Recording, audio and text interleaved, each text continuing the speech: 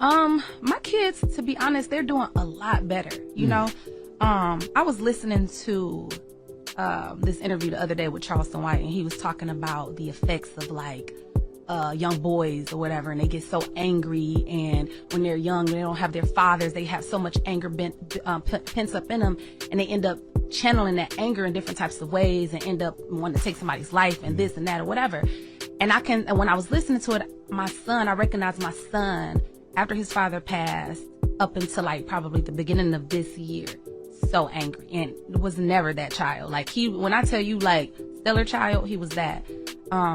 But he was so angry, and like I'm talking about, like if I was like, give me the phone, he like no, like he want to step up to me, anybody, he'll step up to anybody, and so that's trauma though. He's just projecting the pain and the hurt he feels from losing his father. He was, but like he said, you gotta channel that, and I understood it, and it was making me mad. Sometimes I'm like, listen, I'm restraining myself right now because you got me messed up coming at me like that. But I was like, I'm gonna find a proper help for you. So I put him in a mentorship program and a karate program, and he even tried his karate coach or whatever. Like, if you see this big guy right here, he about that size, and he was like, I'm about to let him know I ain't scared of him.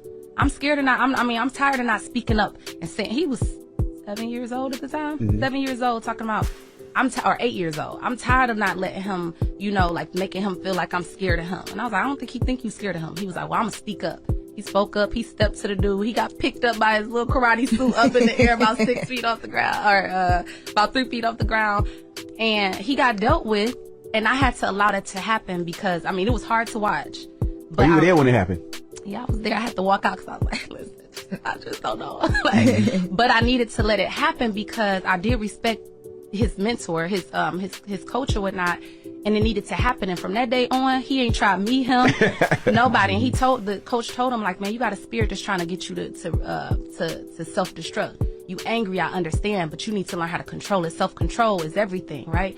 And afterwards, I was like, what did Daddy used to always say? He was like, if you're not in control, you out of control. And I was like, so we need to stay in control, because being out of control, like, you got to maintain self-control. And so we worked through those. And when I tell you, from that day and just ongoing, my son, it's like a burden was lifted off of him. And he's doing so much better, so much back kind of to his old ways and his old self. And I'd be thankful for that, just for channeling that energy in the right type of direction. Charleston White reacts to young Dolph's wife mentioning his name while talking about his son having anger issues while doing interviews on Breakfast Club. I tried my best searching for that particular interview where Charleston White spoke on how kids turn out to be angry while growing because of the absence of their fathers. But I couldn't get it downloaded because of copyright infringement. I will have to explain to y'all what he said and why he said what he said. First of all, let's get to Charleston White's reaction to young Dolph's wife mentioning him on Breakfast Club. Check this out. I have been a source of inspiration to a lot of people around the world. Shout out to young Dolph's wife and her kids. I appreciate you speaking on things that really matters, and I hope your son end up becoming the best in life.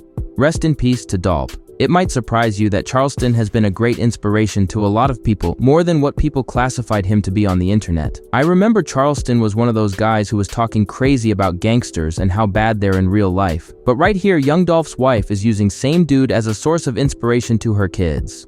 Charleston White explained how sad and heartbroken these kids become because of the absence of father figures while they're growing up. A lot of black men who are giving birth to children are not ready to be fathers in real time. And when only the mothers grooms these children, they turn out to become something else in our communities. We need to start watching out for these type of situations. If you ain't ready to birth a baby and become a good father, you don't need to do it, just keep it moving. And women also needs to be careful of the type of men they're messing around with and have kids with. We all have to take accountability to make our society a better place.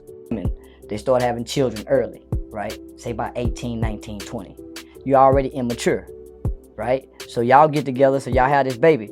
9 times out of 10, the black man, when he have his baby, is very irresponsible. No money management. He like to get high. He like to party. And he all about my niggas. He may buy a few Pampers. So out the gate, he has no job. He has no way of providing any medical insurance or any health care for the mother of the child. What is she to do? Now she has to go apply for health care for her and her unborn baby, prenatal care, right? So now she got to get prenatal care. This is government health insurance. He don't have no job to provide it. She need WIC. So now they saying, okay, now once the baby get here, now the baby need insurance. Now the state ain't tripping, long as the mama getting it. Now the baby is here. Looking, the state and the woman looking at the nigga, saying, man, we gotta put some insurance on this baby, nigga. What the nigga doing at this time? He ain't getting down about that baby. He happy just to have a baby, but he don't give a damn about the baby. He just grabbing his dick, hollering, I'm daddy. State saying, say, nigga, we gotta take care of the baby. The baby gotta have some doctor's appointment. Okay, nigga, mama apply for health care for the baby.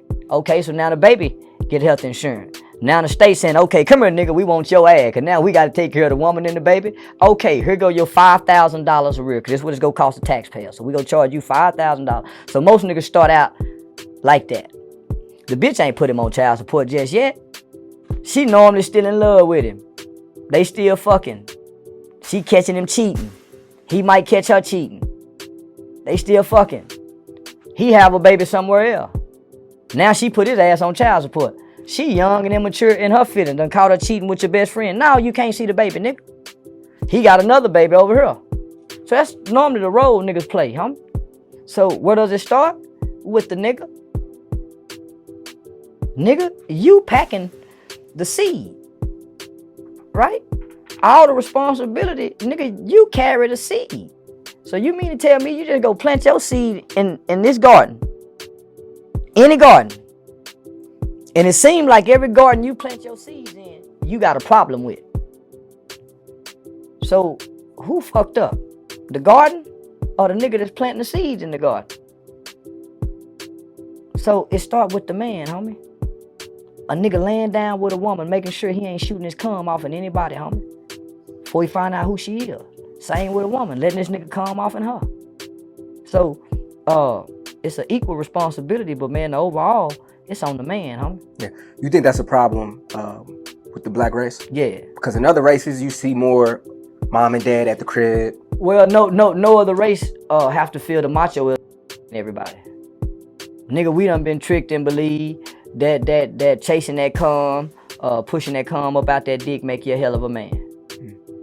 They done taught the black boy to believe, boy, if you can fuck out it, and man, it really lowers your value as a man.